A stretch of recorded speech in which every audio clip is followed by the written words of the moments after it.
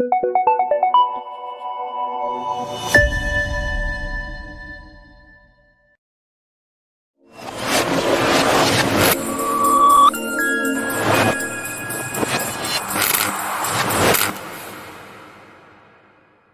amis téléspectateurs, nous sommes une fois de plus très heureux de vous retrouver pour cette énième tribune de leaders.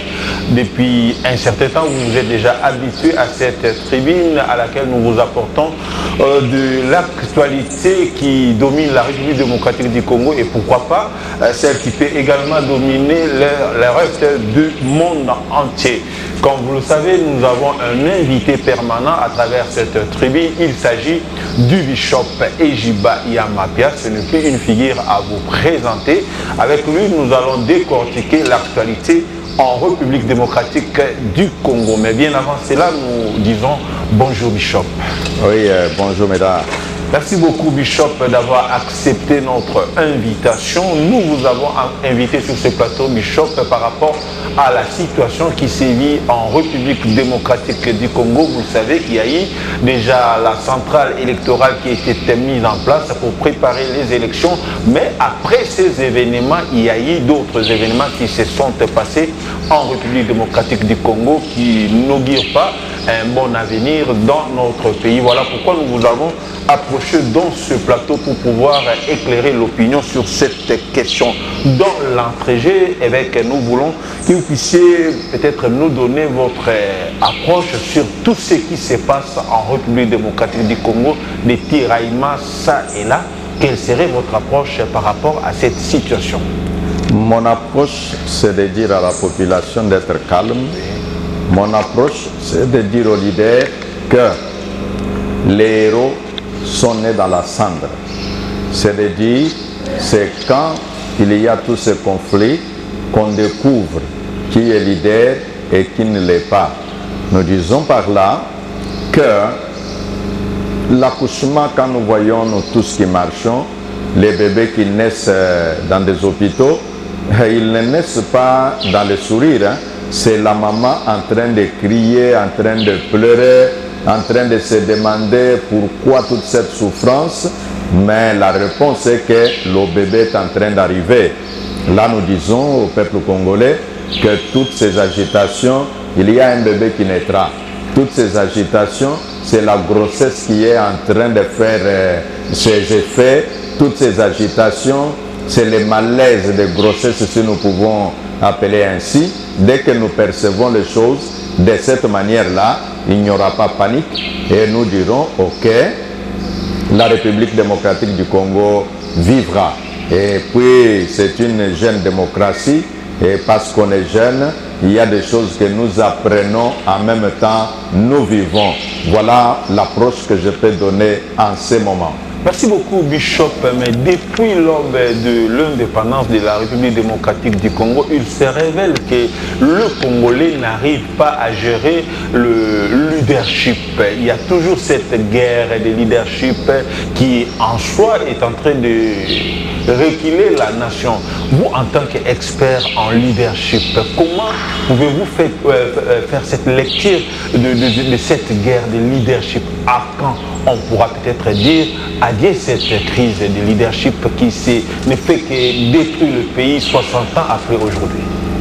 Oui, nous disons que les leaders autrefois, les leaders aujourd'hui, et moi, dans cette matière que j'enseigne toujours, j'ai fait une série de conférences que j'avais intitulées « Le leadership de l'époque du Congo de l'indépendance et le leadership d'aujourd'hui ». Et la seule différence que j'établissais était que le leadership de l'époque de l'indépendance, ces gens-là qui n'avaient pas fait beaucoup des universités, il n'y en avait pas assez ceux qui étaient universitaires. La plupart d'entre eux, c'était des hommes qui avaient fait juste l'école normale, l'école d'administration, ainsi de suite. Aujourd'hui, nous avons autant d'universitaires, des licenciés en droit, des docteurs en droit, des politologues. Et donc, tout est tendance sociale, toutes est sciences sociales confondues. Mais vous vous retrouvez que les gens parfois commencent à dire que les gens qui n'avaient pas fait toutes ces universités semblaient mieux comprendre la situation politique que celle d'aujourd'hui. Alors, qu'est-ce que je peux dire à ceux qui nous suivent? La différence est la suivante. Les gens de l'époque de l'indépendance avaient dans leur tête une idéal. Donc, ce n'était pas l'individu d'abord qui comptait, c'était d'abord l'idéal, la nation, notre cher et beau pays.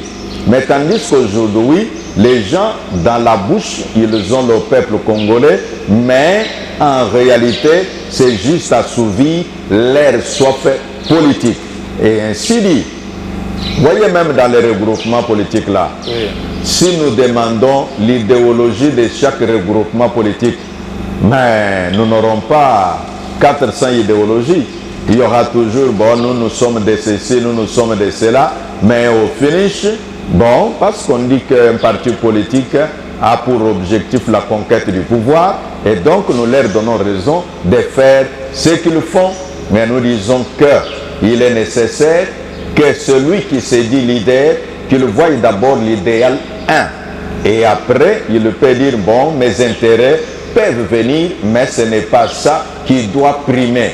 Les leaders de l'époque de l'indépendance, quand nous prenons l'Afrique dans sa globalité, tous ces leaders qui ont vécu, les Kwame Nkrumah, les autres, les Nyerere, les autres, toutes ces personnes-là, les Lumumba, et vous sentez que eux ne voyaient pas d'abord leur individu, leur personne. Ils voyaient d'abord la globalité de la communauté. Et si les leaders d'aujourd'hui peuvent s'inspirer, parce qu'on doit toujours apprendre à partir d'un exemple quelconque.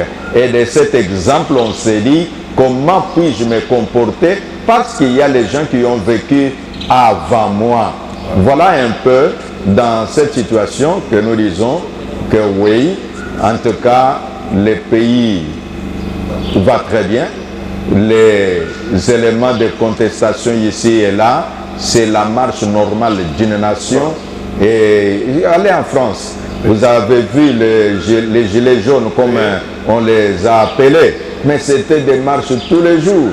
Et ceux qui vivent en Europe savent que si vous ne tirez pas attention, vous pouvez même manquer votre avion à cause des grèves. C'est toujours grève ici, oh, SFR ne marchera pas parce qu'il y a grève de telle gare jusqu'à telle gare, on doit changer de ligne. Donc nous disons que toutes ces choses, ça fait partie de l'expression humaine que nous ne pouvons pas dramatiser. Le leader est celui qui donne à la population de l'espoir au lieu de montrer la population toujours la page noire, le demain sombre, le demain où tout fera noir. Mais moi comme leader, je dis au peuple congolais, ça marchera. Pour quelqu'un qui est spirituellement averti, il dira, quand vous voyez les nuages, ça ne signifie pas que le déluge arrive, c'est peut-être une pluie pour arroser la terre, afin que celui qui a cultivé hier ait la possibilité d'espérer la moisson. Merci beaucoup, Bishop. Vous inspirez confiance, vous inspirez espoir à travers la population. Mais ce qui se passe sur le terrain, avec toutes ces tendances et toutes ces incitations à des soulèvements, tout ça, vous, en tant que leader chrétien, comment pensez-vous apaiser tous ces mouvements qui sévissent aujourd'hui en République démocratique du Congo? Il y a le politique, il y a l'église et tout ça. Il y a vraiment tension à travers le pays, Bishop. Vous, en tant que leader, avez-vous une petite solution à toute cette question? Si j'ai un mot à dire, c'est de dire aux leaders qui nous suivent en ce moment, que cela soit pour les leaders qui sont dans les institutions, que ce soit pour les leaders qui sont en dehors des institutions, je peux dire seulement, voyons le Congo. Je vais donner un exemple. Ceux qui ont suivi les élections aux États-Unis en 2020 vont se rappeler que Donald Trump ne voulait pas accepter l'issue des élections.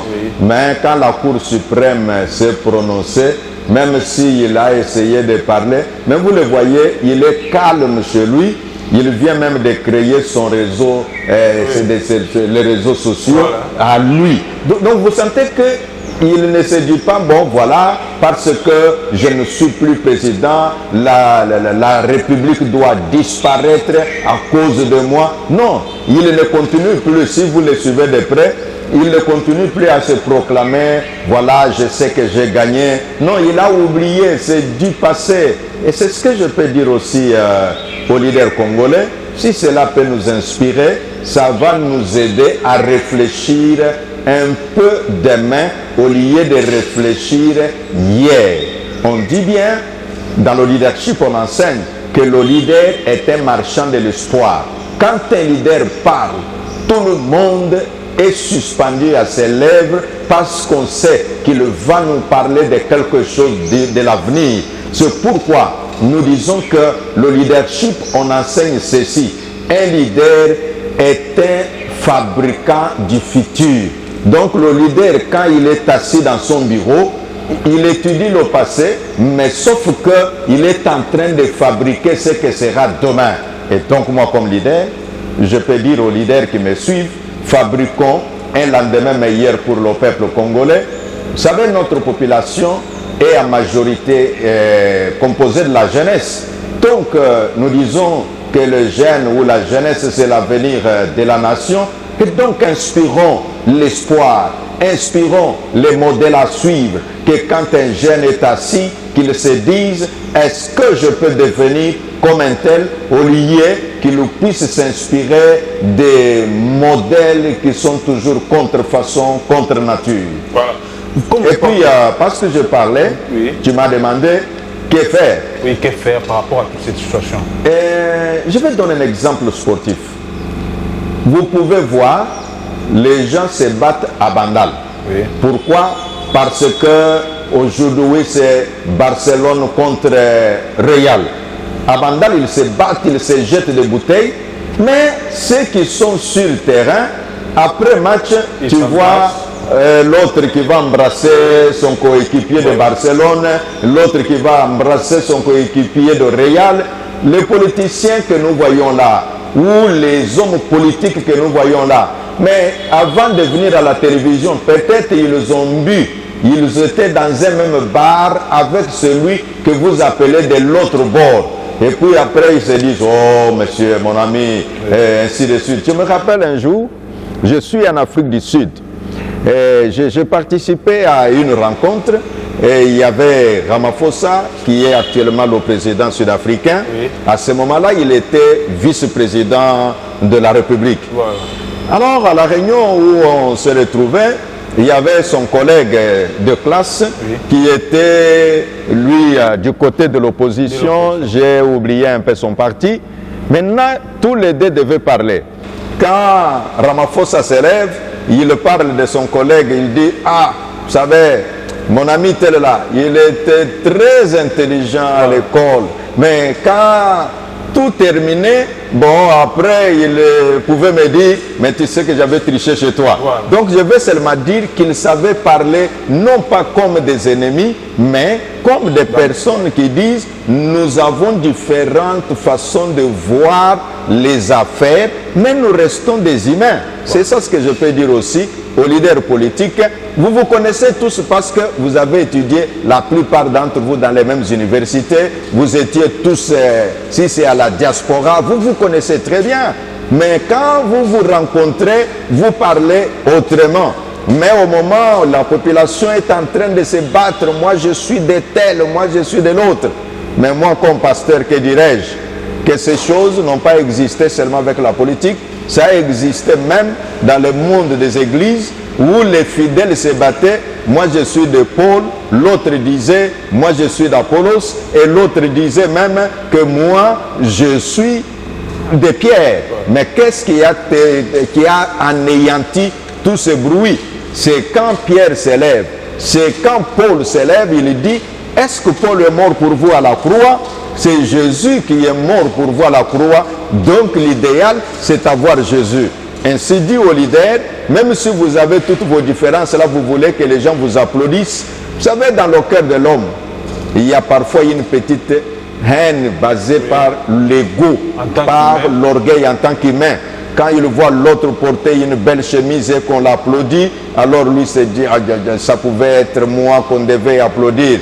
Non, si tu veux relativiser la chose, tu peux seulement dire, ce n'est pas grave, aujourd'hui c'est lui, et demain ça sera moi. Et donc c'est comme ça, comme on dit, la roue est en train de tourner, Voilà. et les historiens disent la mode est cyclique, donc ça change ce qui était là hier, peut encore revenir demain. Voilà. Donc ne brûlons pas le Congo. Le Congo c'est notre héritage commun et tous nous sommes fiers d'être Congolais. Voilà. Et évidemment, Bishop, nous voulons beaucoup plus aller du côté du développement.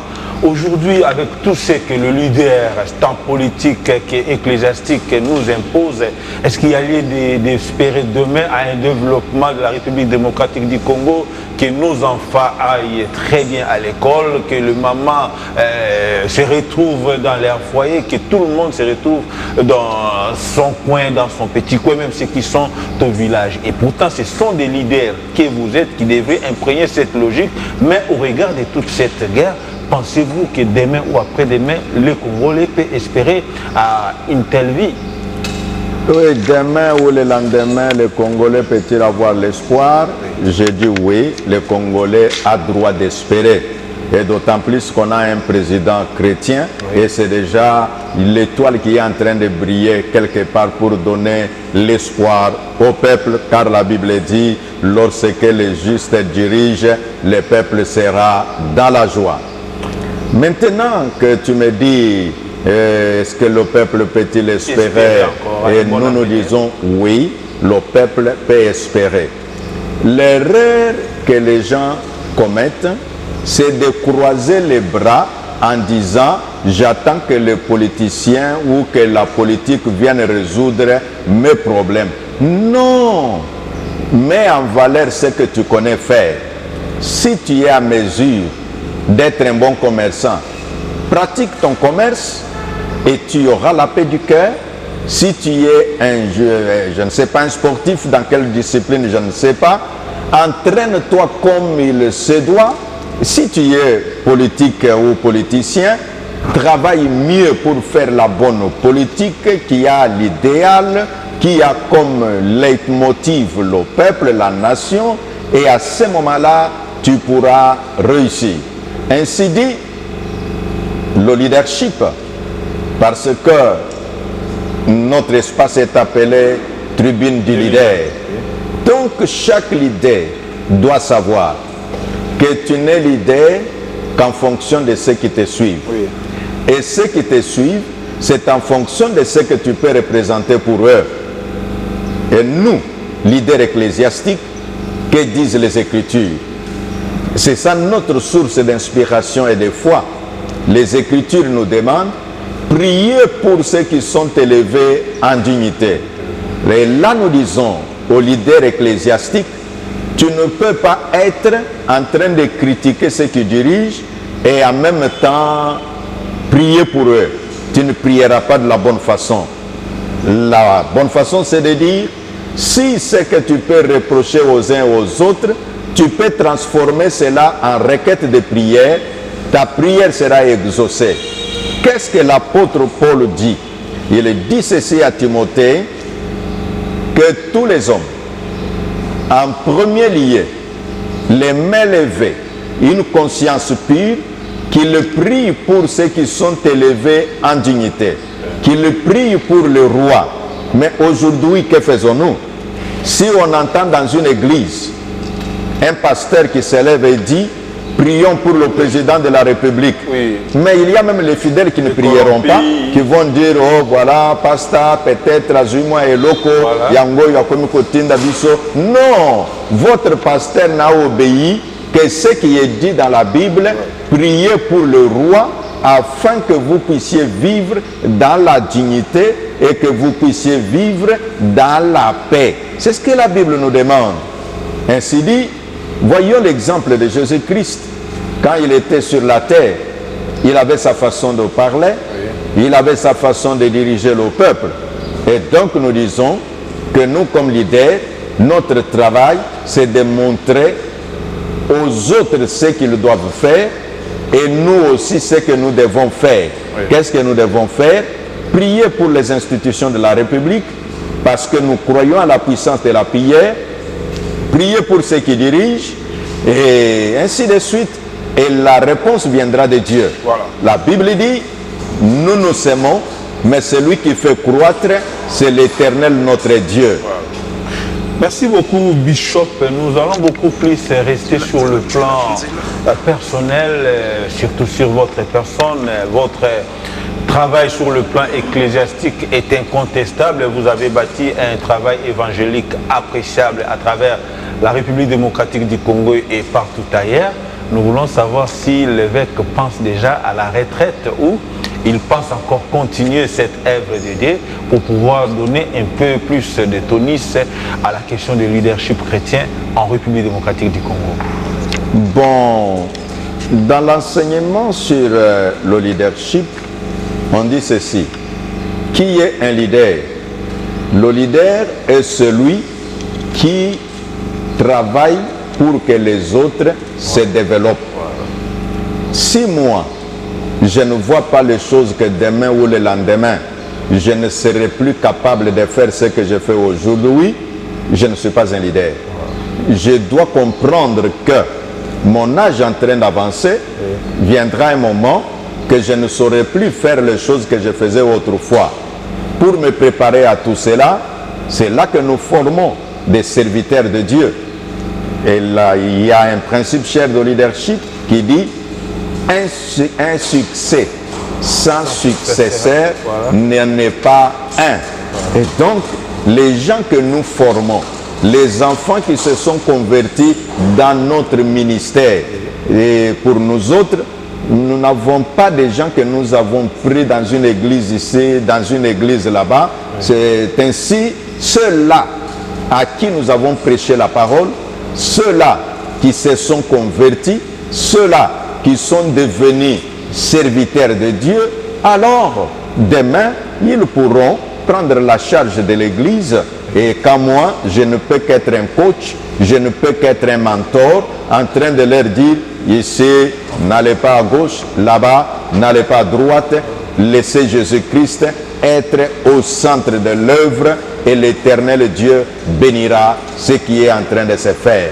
Donc je dis bien qu'effectivement, un jour ou un autre, je ne serai plus pasteur titulaire, je serai pasteur coach, je serai évêque coach. D'ailleurs, pour ceux qui nous suivent, évêque c'est qui? L'évêque c'est le pasteur des pasteurs, qui signifie, si nous voulons utiliser le terme, comme Moïse aimait beaucoup les termes chef, l'évêque, il est le chef des pasteurs. Mais la problématique est que nous vivons dans un monde où les gens ne veulent pas qu'on appelle l'autre chef. Oui. Même si toi tu ne le veux pas, lis la parole de Dieu.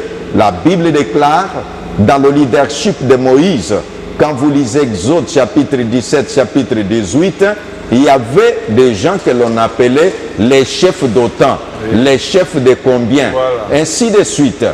Voilà, je dis bien, un jour viendra où je serai à la retraite et je continuerai, je peux être là, je dis seulement une parole, la vie de quelqu'un prospère sans que je n'entre pas dans le jeûne. Mais quand j'ai encore la force de jeûner, de prier, je dois le faire. Merci beaucoup, Bishop. Et là, c'est sur le plan ecclésiastique et sur le plan politique. En 2006, vous avez servi la nation au niveau de l'Assemblée nationale. Est-ce qu'aujourd'hui, la population qui continue à vous faire confiance peut attendre encore de vous quelque chose sur le plan politique? Bon, sur le plan politique, ce n'est pas seulement en devenant député national, en devenant gouverneur ou que l'on peut servir la nation. Oui. On peut servir la nation de différentes manières. Voilà. C'est pour dire, j'appartiens à cette nation, j'ai des facultés qui peuvent être profitables pour la nation et pour notre peuple. Et donc nous disons, nous sommes toujours là pour servir. Et du reste, même comme évêque, je suis en train de servir la nation. Je forme les leaders, je forme les fidèles à être de bons citoyens, à payer leurs impôts, à obéir aux lois de la nation. C'est une partie, bien que quand nous prêchons comme ça, les politiques ne viennent jamais nous féliciter, mais sauf quand un petit rien, là on dit les pasteurs sont en train d'endormir les gens, les pasteurs sont ceci. Or, les pasteurs font un travail extraordinaire. Par eux, il y a la paix dans des couples. Par eux, les enfants grandissent qui ne pouvaient pas aller à l'école, vont à l'école.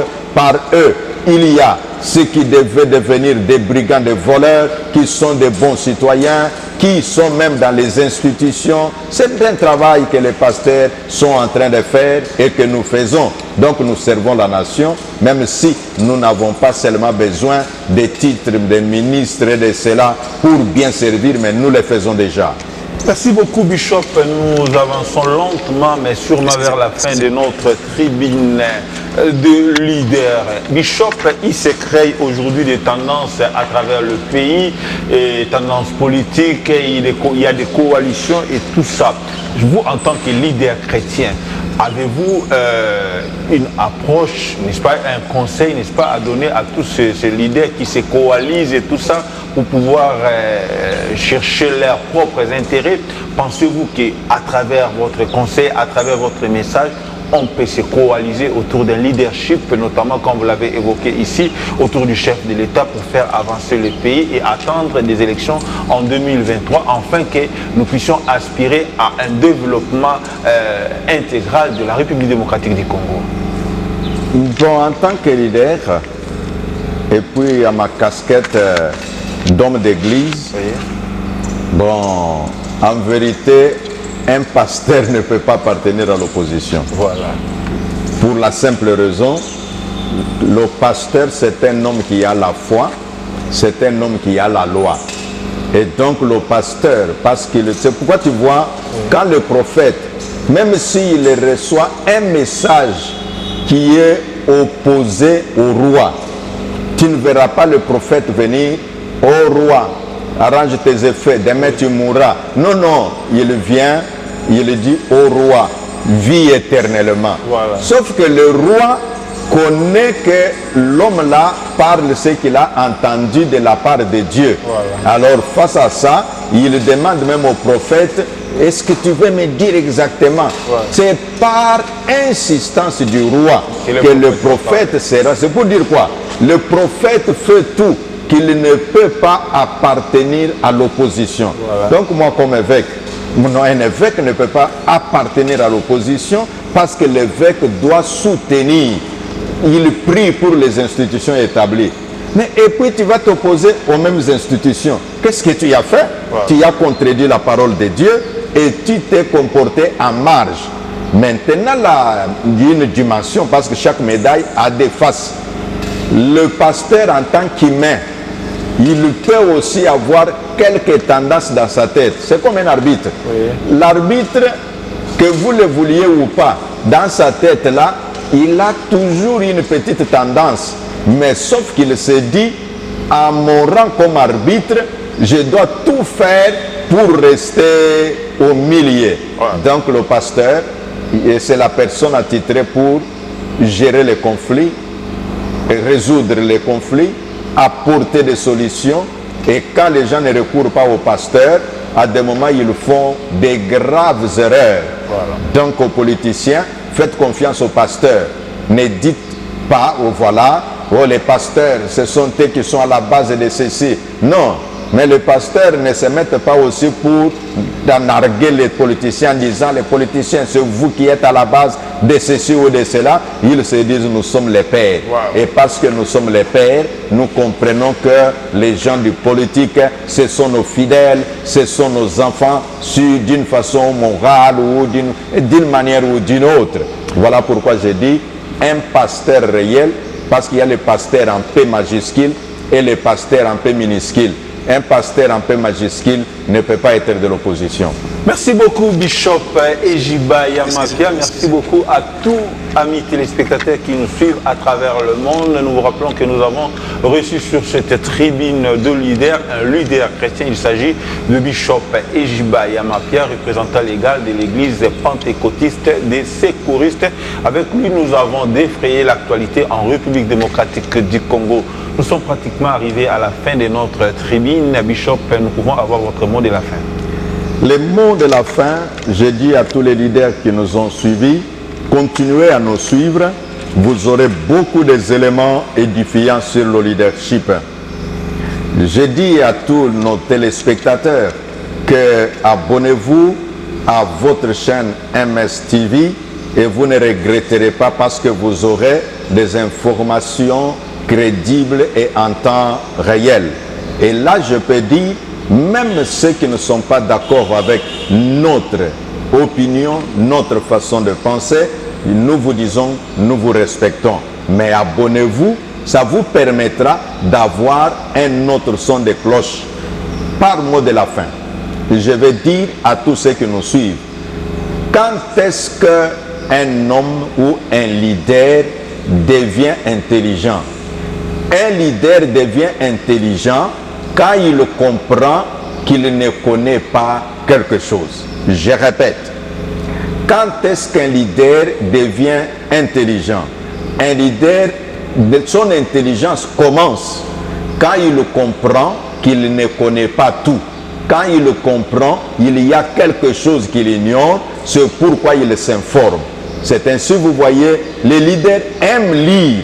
Ils ne disent pas « je connais tout ». Quand vous entendez un leader dire « je connais tout », sachez déjà, son intelligence a commencé déjà à s'amoindrir, à sécher, et il peut même commencer à diriger les gens d'aujourd'hui avec les méthodes d'hier.